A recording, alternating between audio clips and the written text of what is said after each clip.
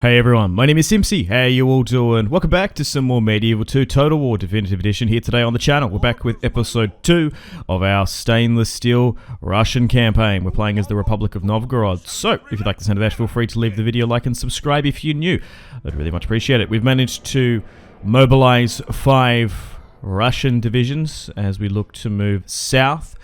We're still gobbling up the neighboring Orthodox rebel territories in and around our republic, and we are currently still at war with the Grand Duchy of Kiev. In the last episode, we managed to thunder run, blitzkrieg the capital. Oh no! What? The pesky Lithuanians, those damn pagans, have attacked Peskov. Okay, so looks like we're dealing with a two-front war. Okay, so they want a ceasefire. No, we're going to tear up these peace talks. If they give me Bryansk, I might accept. Okay, so welcome to the top of the turn. Mstislav has come of age, 14. Very nice moustache. Hell yeah. Okay, so still want to try and build watchtowers throughout my realm where I can. And now we have to deal with the Lithuanians. They've actually got a pretty good roster in stainless steel. They are probably one of the worst factions though situated. They are surrounded. They've got terrible territory. Okay, so we're going to siege Bryansk. Captain Ivan is inside. I didn't realize that Ivan is like John, essentially, translated. So looks like Bryansk is going to fall to us. We'll replenish and repair where we can. And Izyaslav is going to claim another glorious victory for us. No one inside. Clear, cut, auto-resolve. Alright, let's move back down south. But yeah, we've got some Lithuanians here stopping us trying to go to Kiev. So we'll try and push them back. 300, they've just been caught. Maybe they're trying to go towards Smolensk. Let's ransom. The Lithuanians will reject. And let's try and move that south. Okay, so it looks like they've moved up another army to Kiev, threatening it. Only 500 there. We should be able to win that one once we bring up the faction leader. Still under the reign of Vsevolod.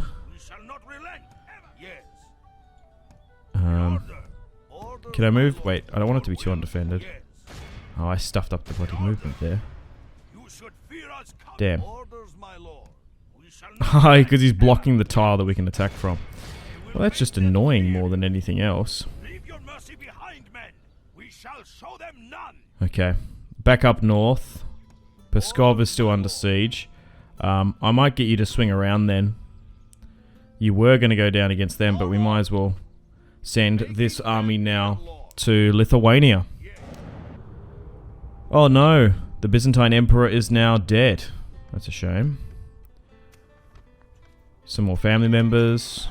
So the stuff in Bryansk is now repaired. That's good. Okay, so we've taken Holeshi.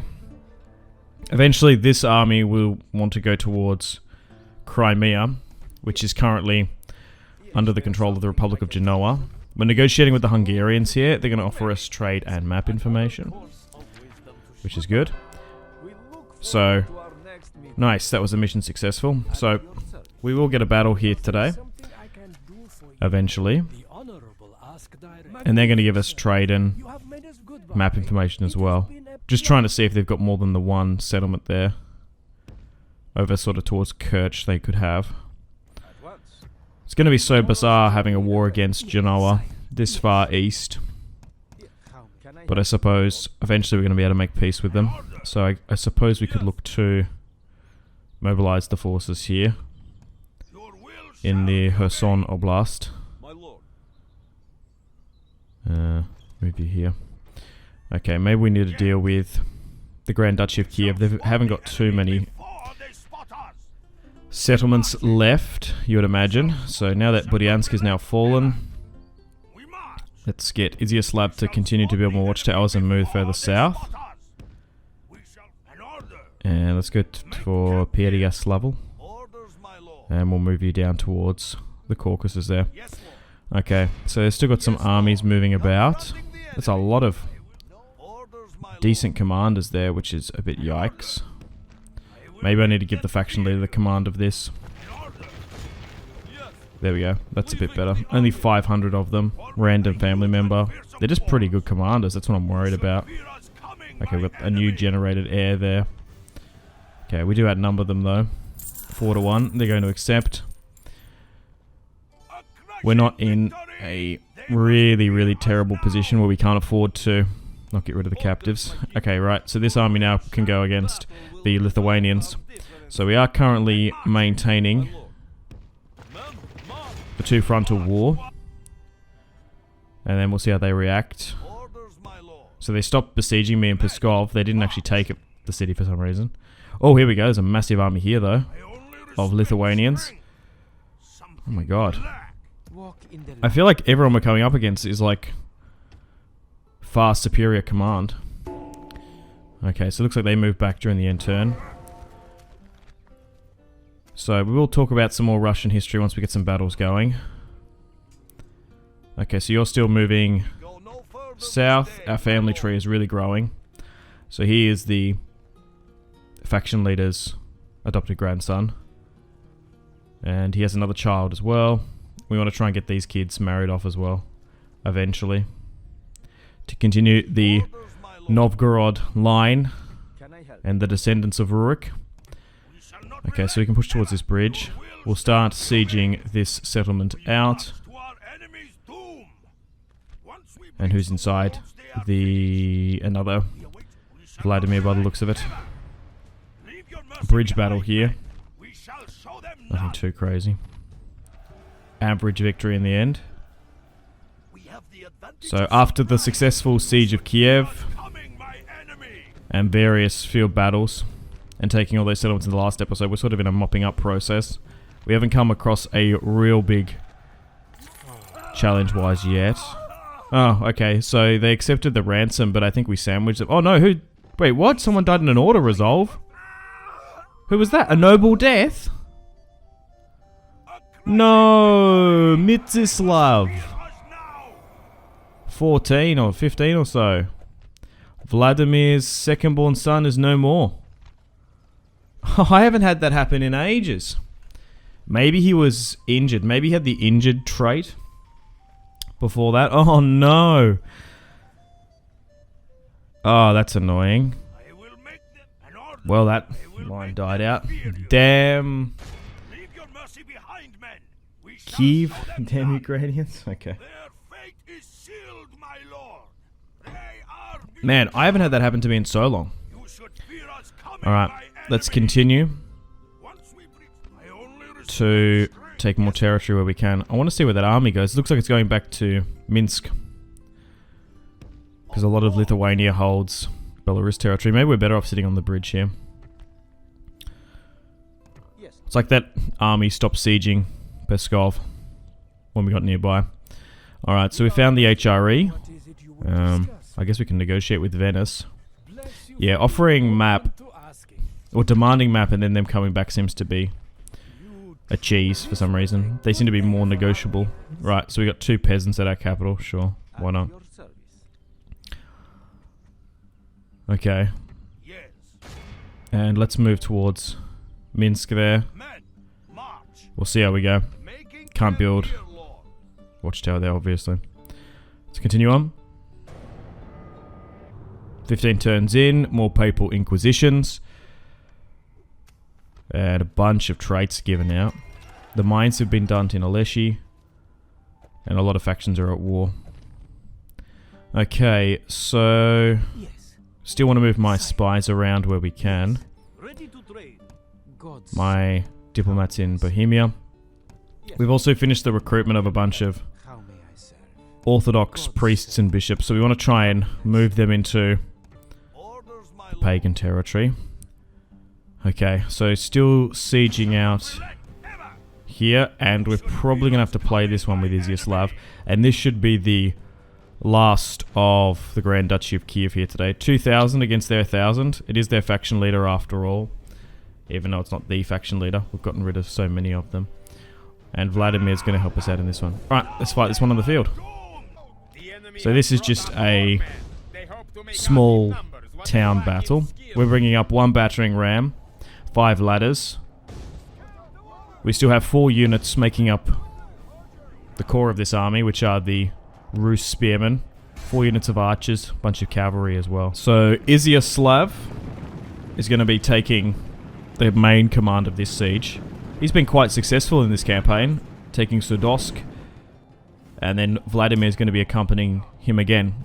The Prince of Novgorod, winning a fantastic field battle earlier on in the series against Kiev, then helped in the siege, took Aleshi himself, and now he's going to try and take Pereyaslav with Izyaslav. And then we'll look to probably siege and take out, I think it's Yadimir, the Lithuanian-held city, which is in Ukraine now. So now we're in a battle. Let's talk more history. So we've gone through Vsevolod and Vladimir. We haven't talked about Vladimir's siblings, Eupraxia and Rostislav. Mstislav now is dead, his son. So that's really bad. He actually was next in line historically for the throne, and he's a significantly important figure in his own right. But anyway, let's talk about Eupraxia of Kiev. So she was born around 1070. She was a notable princess in medieval Europe. She was the daughter of Vsevolod, of course, and Anastasia of Byzantium. So originally named Predislava, she took the name Eupraxia after her marriage. In 1085, Eupraxia actually married Henry IV of the Holy Roman Empire and became empress. This marriage was a part of a broad political alliance of the period.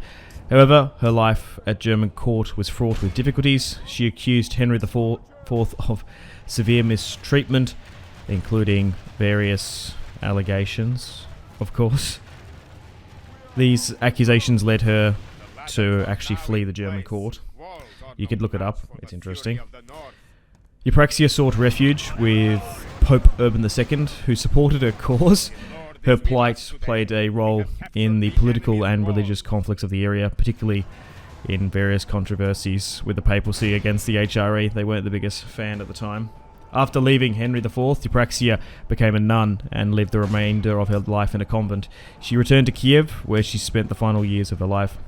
Eupraxia's life actually highlighted the complexities of medieval politics as a woman, and the interplay of secular religion and religious powers. She died in 1009, remembered for her resilience and dramatic episodes in the German court. So we'll briefly talk about Rostislav, born in 1070, the brother of Vladimir. So, as a princeling of the Novgorod and Rurik dynasty, he accompanied his brother on many of his exploits. Rostislav's specific actions and the details of his rule were sort of less well documented compared to Vladimir and Vsevolod, but his position as prince meant he had an important role in the broader political and military events. He died in 1093 during the battle against the Cumans. Rostislav fought many battles against the Cumans, securing the eastern Kievan Rus border, but ultimately drowned while fleeing a battle. So there's not as much history on Rostislav that I could find in sort of the English archives. But an interesting fellow nonetheless. Now Mstislav of Kiev, also known as Mstislav the Great, who has unfortunately died in this campaign at 14, but hey, that's the sandbox experience of Total War. So he actually married Gertha of Wessex, a daughter of Harold II of England. So there's actually a surprising connection to Kievan Rus and Anglo-Saxon England, which is really quite cool. He ruled Novgorod like his father before him, and succeeded his father in becoming the Prince of Kievan Rus. He continued his father's legacy in strengthening diplomatic and military ties. One of Mstislav's notable achievements was the consolidation of the territories in the north, including Rostov. He later played a pretty important role in the development of the Grand Duchy of Moscow as well. Mstislav the Great is now remembered as one of the last strong and effective rulers of a united Kievan Rus, leaving a legacy of relative peace and prosperity during his reign. Okay, perfect timing, as our men have taken control of the city, and we can wrap up this short little brief history there. So let me know in the comments if Feedback and suggestions, of course. We can talk about history in the comments. Have a little think tank going. And maybe there's some more precise history you'd like me to hone on in a bit more. Okay, so they did manage to charge out against us. Medieval 2 sieges aren't the most complicated. I find that open field battles in this mod and in Medieval 2 seem to be more dynamic. They're pretty straightforward nowadays for me, so I think it's a good time to sort of take a breather and a break and talk history. Because they're not the too overly complicated and micro heavy, but you do need to play them if you want to get good results, and this should be the last of them here today as well. And then we can focus all of our attention on the Russian offensive against Lithuania, which is, yeah, they're also sitting in like modern day Belarus territory, Belarusia territory anyway. So we'll move on in, Russify them, bring them orthodoxy. Praise the saints, our men have taken control of the city.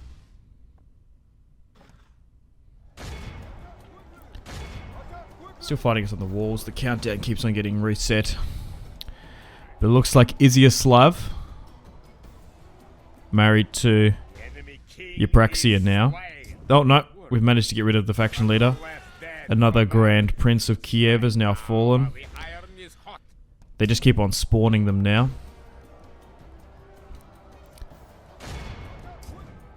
We've gone through most of the male line.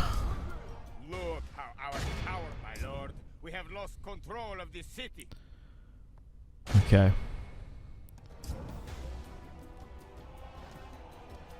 And reset again. Oh, nice. We've won. And we've gotten rid of another general. Alright, well, let's end that battle there. Clear victory. 700 lost. Outnumbering them by about 900 or so. So we're going to get a clear victory here. Adding another for the Republic of Novgorod. So still slowly but surely. Hey! The Grand Duchy of Kiev has been destroyed. Perfect. Slowly but surely building the Grand Duchy of Moscow, I guess. The Tsardom of Russia. A united Kievan Rus. Whatever you want to call it. But now they've been destroyed. Perfect. Okay, so still want to move south here. I guess that's nearly Rostov-on-Don. Like where Genoa sits.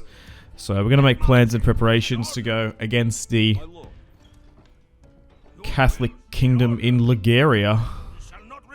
And we'll try and move everyone out. So we'll try and get some of these units to go to Crimea. The Dagger. The aircraft carrier, as it were. Alright, so we should be... Oh, we can auto-resolve this one. Easy. Alright, let's take our first piece of territory from the Lithuanians. Yeah, so it's only 24% Orthodox there. So we're going to try and repair, and we're going to have to bring all those missionaries in. Okay, but in Minsk it looks a bit bigger. And then they got Vilnius as well. It's a bit of a better army build. So if I siege out that, and then I attack, perfect. Well, we'll fight this one though. Oh my god, that's a Lithuanian army? Yikes. He's a pretty good commander. Alright. Alright. Tovormir. I think that's how you say his name. You're gonna have to pull this one out the bag. Okay, so I think red line camping, this one is the best for us. So let's pull back. So, 4 units of archers, which were given to us in a mission. We have a trebuchet. Trebuchets are now back. Did anyone see that video? A couple of days ago of the IDF using it to catapult. It was crazy. It was so cool. Trebuchets are now back in business, I suppose. Okay, so then we've got 2 ballista and a catapult as well. So, we're coming up against a 6-star commander. Not the best. Bunch of axemen, spearmen. And we've got this other unit coming in. So we're not favoured to win this one, but we'll see how we go.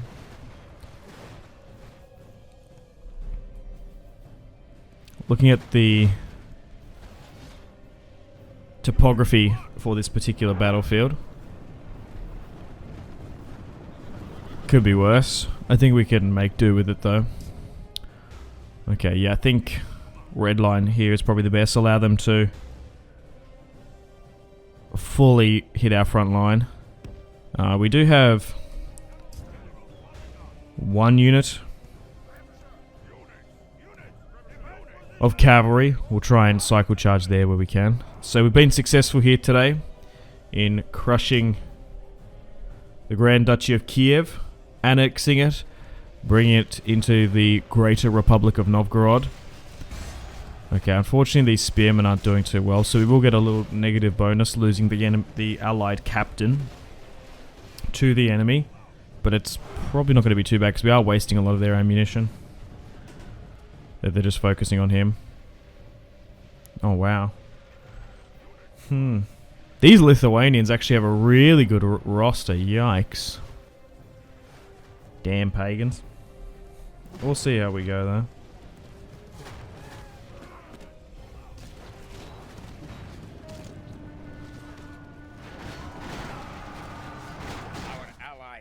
Okay, so now they've just been crushed.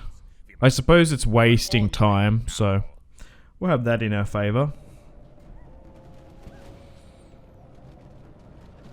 They're going to be a little bit tired and fatigued running that unit down. Interesting.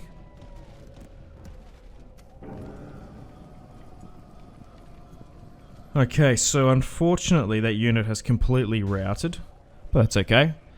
It was used as a distraction to not allow us facing the garrison. Alright, so we shall wait for them to come around. Let's restructure you. So currently got 5 armies in operation. Slowly but surely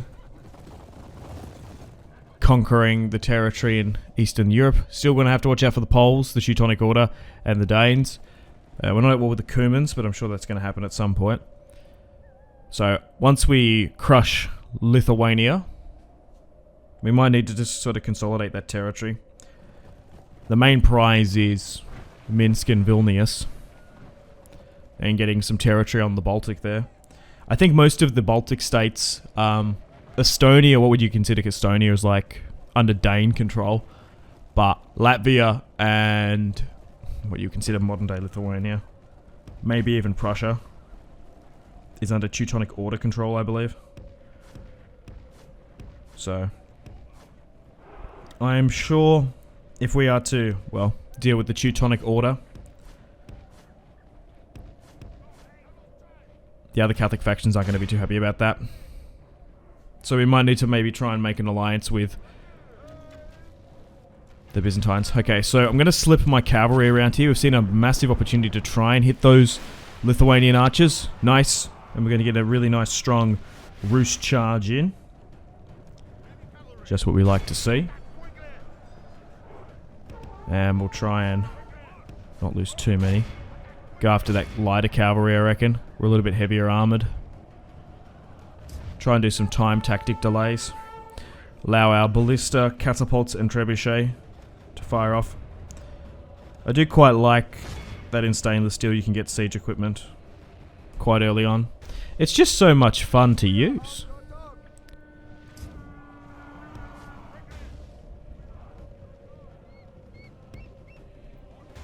Like in SSHIP, it just takes too long. But yeah, highly recommend playing as Russia, Novgorod. Or sort of playing in this eastern area. I haven't played a Russian campaign before in Medieval 2. I wonder if vanilla would be... I reckon vanilla would probably be a bit harder, maybe even worse. Because like you... Obviously Lithuania isn't in vanilla. Kinda the Cumans as well.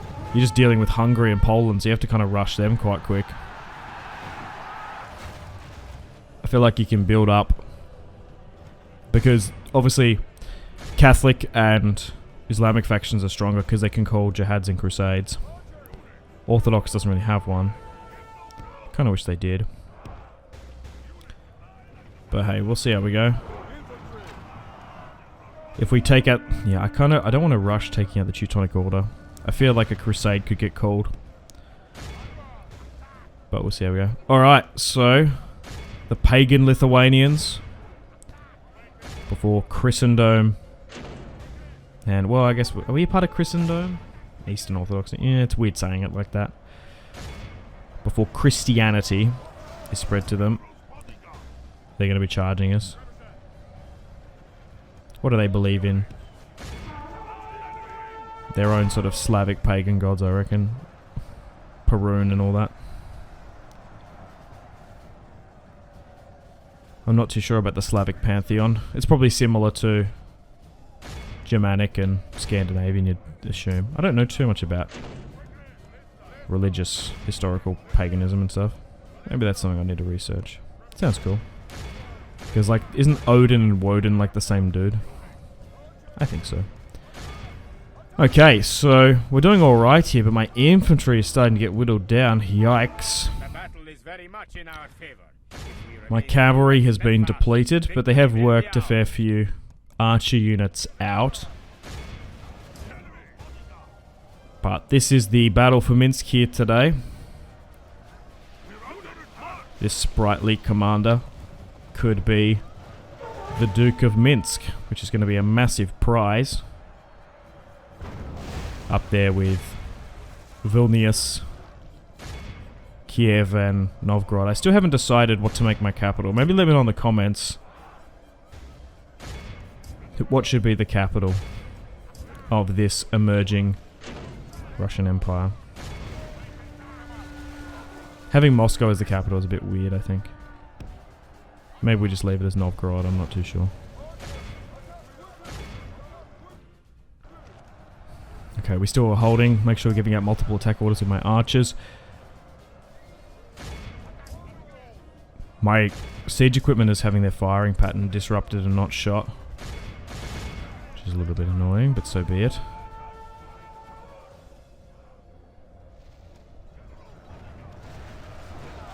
Oh, wow.